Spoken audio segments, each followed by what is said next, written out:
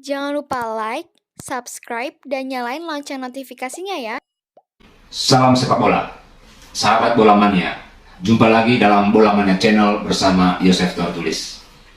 Malam ini tim Garuda Under 19 memulai perjuangan merebut tiket Piala Asia Under 20 tahun 2023 dengan menghadapi Timor Leste. PSSI memasang target tim asuhan Sinteyong melaju ke putaran final tahun depan di Uzbekistan. Pelatih Sinteyong sendiri optimis target itu bisa tercapai. Dan banyak alasan mengapa timnas Under 19 harus lolos.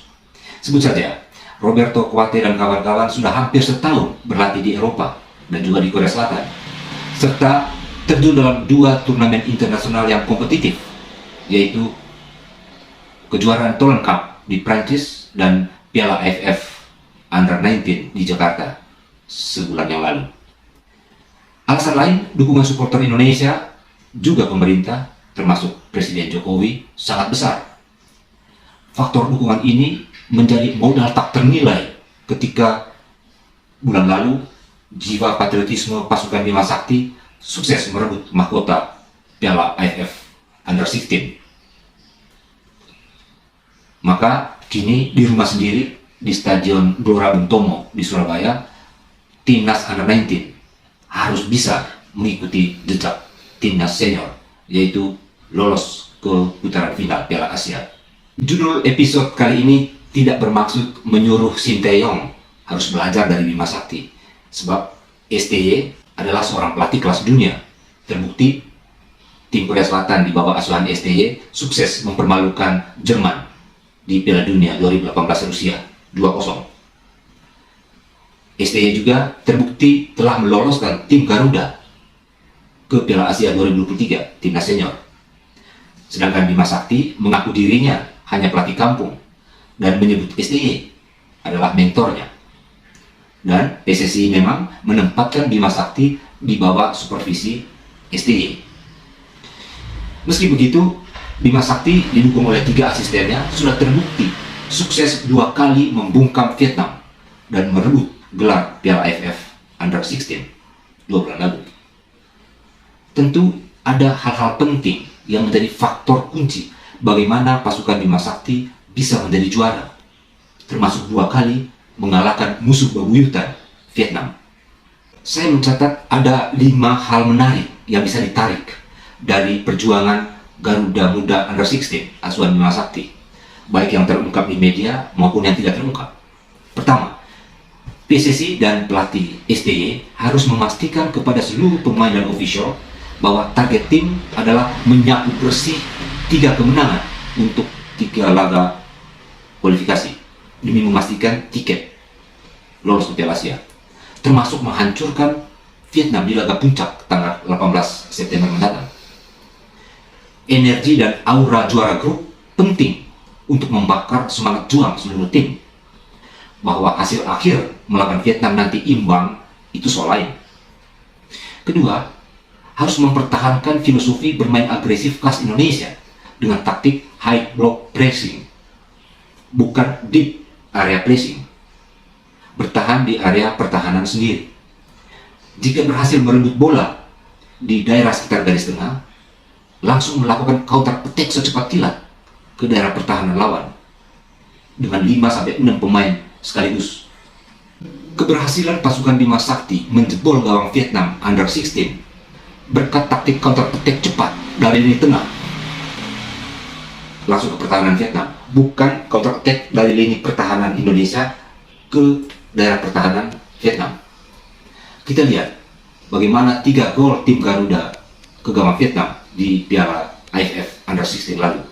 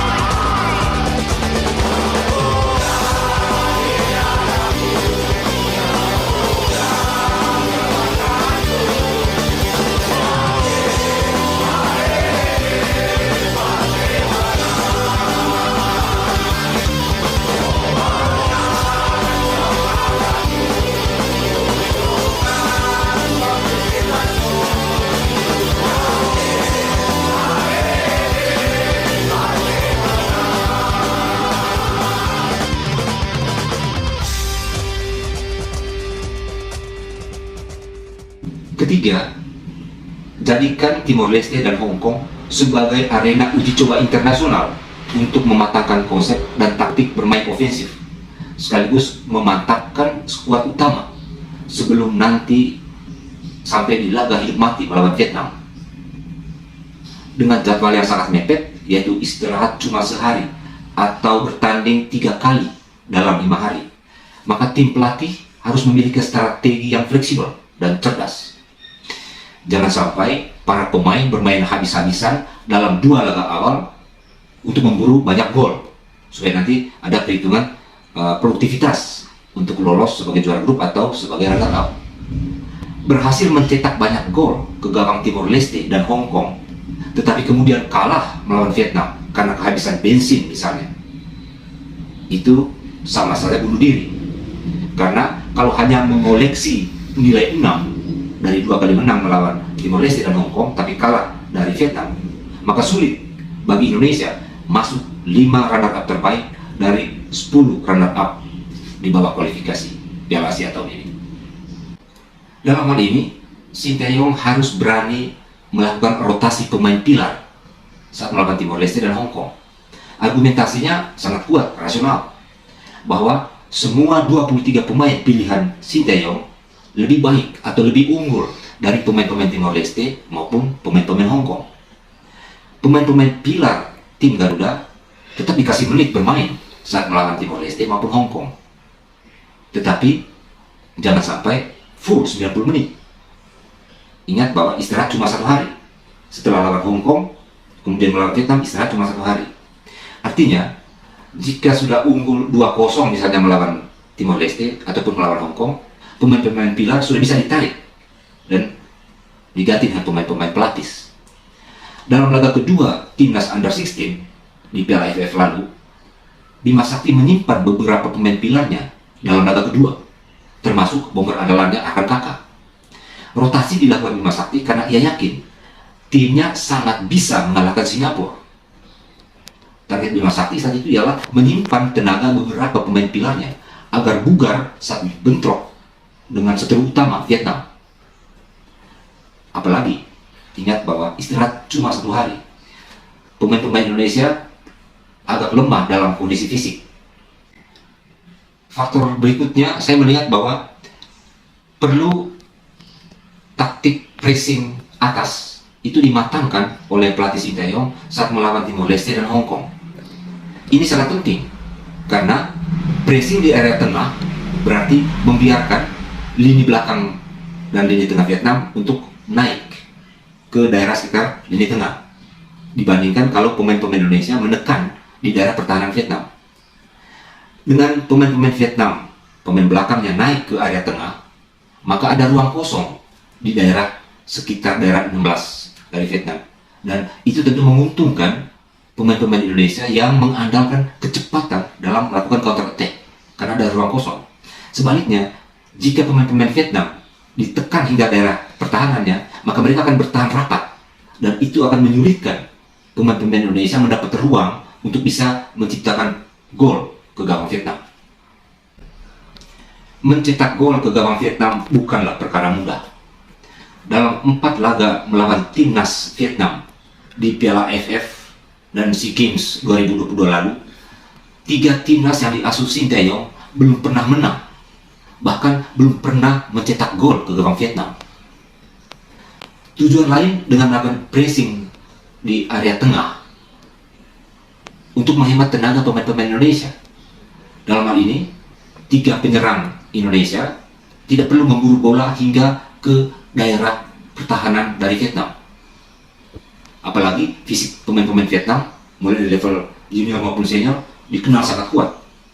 Faktor keempat yang juga saya lihat bahwa serangan awal lebih banyak direct ball dari lini belakang, dari kiper atau back Indonesia langsung ke penyerang tengah, penyerang sentral, atau ke 2 penyerang sayap.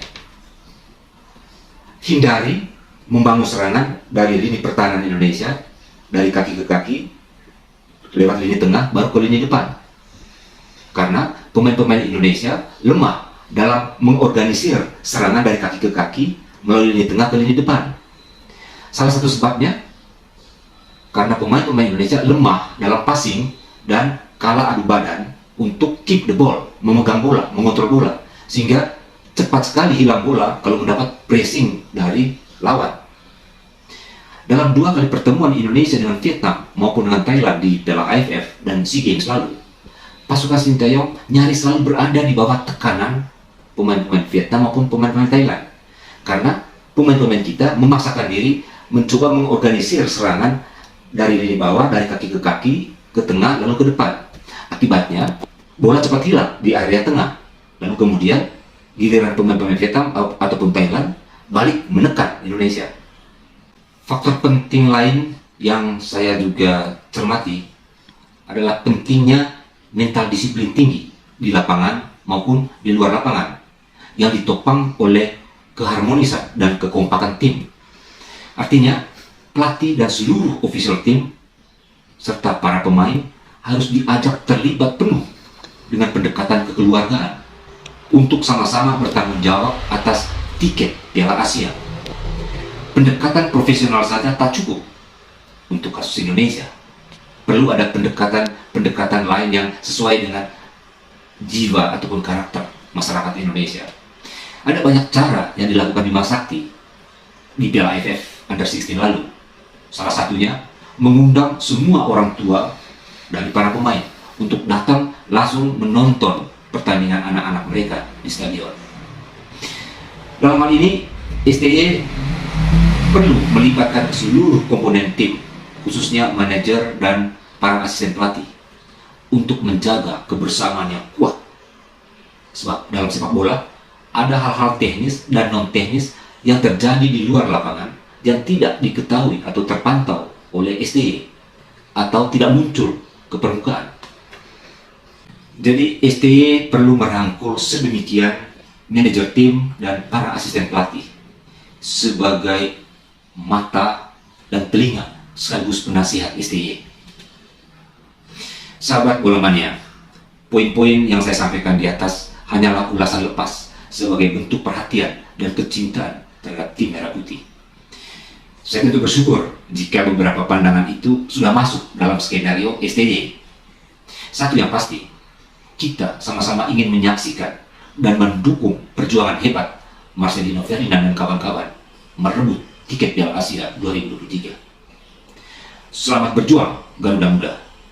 Gelorakan semangat juang pahlawan Bung Tomo di Stadion Sang Pahlawan 10 November itu. Salam sepak bola.